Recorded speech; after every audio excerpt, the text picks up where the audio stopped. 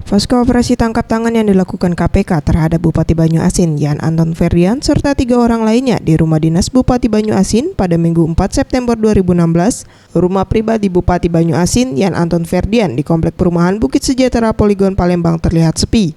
Tidak ada aktivitas di rumah pribadi orang nomor 1 di Banyuasin ini, hanya terlihat rekan media baik cetak maupun elektronik di depan rumah yang sedang menunggu kelanjutan dari pihak KPK.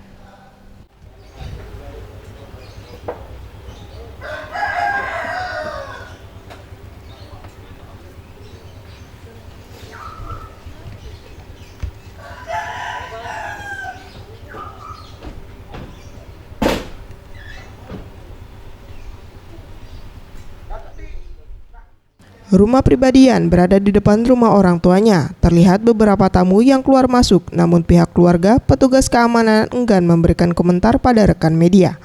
Megawati Handayani, Anugerah Sandi Pratama, Sriwijaya TV.